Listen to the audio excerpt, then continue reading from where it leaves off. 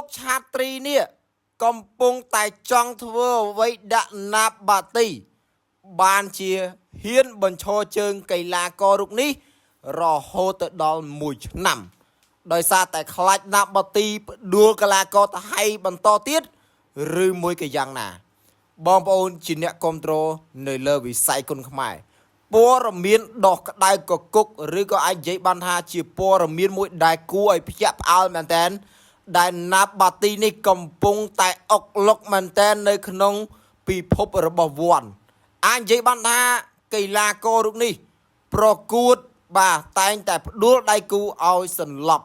យល់ទៅអ្នកគ្រប់គ្រងស្ទឹងតែជុំវិញពិភពលោកហើយកំពុងតែសម្លឹងមើលណាប់បាទីនេះ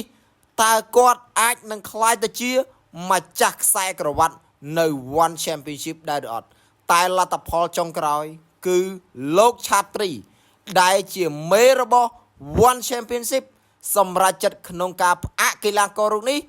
រហូតទៅដល់1ឆ្នាំ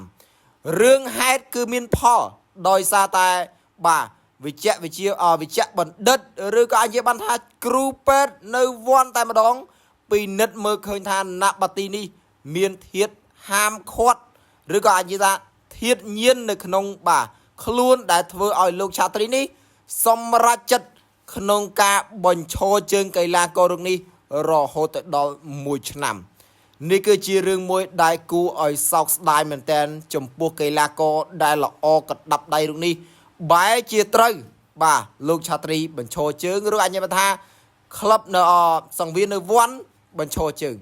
យ៉ាងណាកីឡាកររូបនេះមួយរយៈចុងក្រោយនេះកំពុងតែមានការផ្គូផ្គងជាមួយនឹងម្ចាស់ខ្សែក្រវ៉ាត់នៅវ័នគឺណាប៊ីលបាទគឺណាប៊ីលបងប្អូនដឹងហើយណាប៊ីលគឺជាដៃគូចាស់របស់អេអាមរិនពូថងដែលជា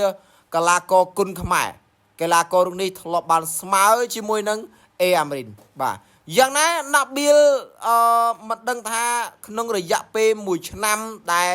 ត្រូវបានលោកឆាត្រីក្នុងការបញ្ឈរជើងនេះពេលដែលគាត់វិលត្រឡប់មកសង្វៀនវ័នគាត់នៅបន្តឬក៏គាត់នៅតែ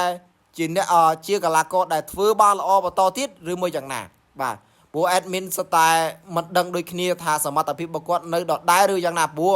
ជារឿងមួយដែលយើងសោកស្ដាយមែនតើដែលណាបាទីគាត់ជួបរឿងបែបនេះហើយអ្នកគ្រប់គ្រងជំនួយពិភពលោកកំពុងតែចង់សម្លឹងថាតើណាបាទីនេះនឹងផ្ដួលកីឡាករថៃឲ្យសន្លប់ប្រមាណអ្នកទៀតព្រោះកីឡាកររូបនេះកំពុងតែទទួលបាននៃការចាប់អារម្មណ៍ពីបងប្អូនមែនតើអញ្ចឹងវីដេអូនេះមានតែប៉ុណ្្នឹងហើយសម្រាប់បងប្អូនទាំងគ្នាអញ្ចឹងអរគុណច្រើន